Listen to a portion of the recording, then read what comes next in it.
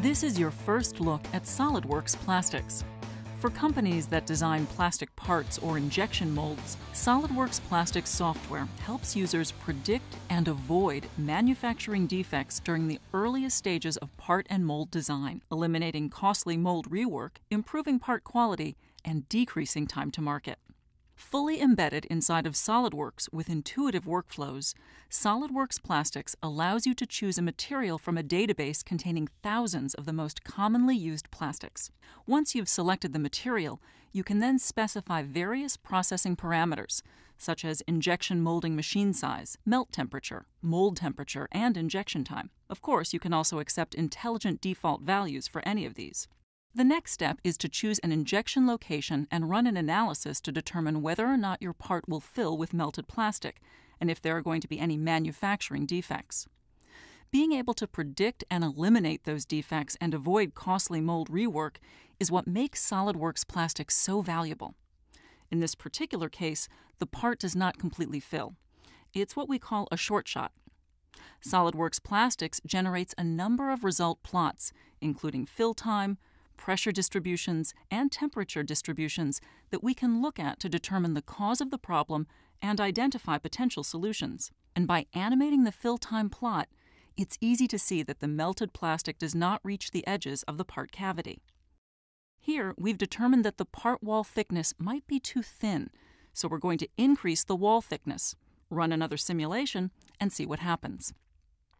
Of course, changing the part wall thickness is quick and easy because you can use the same SolidWorks features and functionality that are part of your day-to-day workflows.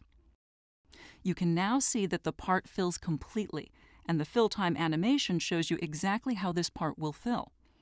This animation also provides insight as to where weld lines and air traps will form and if there will be potential cosmetic or structural problems. We can now move on to designing and analyzing the family mold layout that will be used to produce this part along with its mating component. When manufacturing mating plastic parts, as seen here, it's common practice to mold both parts in the same mold so that they have the same molded part properties, such as mechanical strength, surface appearance, optical properties, and chemical resistance. However, an additional challenge is introduced because when you mold two or more parts of differing geometry in the same mold, your goal is to get all the mold cavities to fill at the same time. And this can be virtually impossible to achieve without the use of SolidWorks plastic simulation.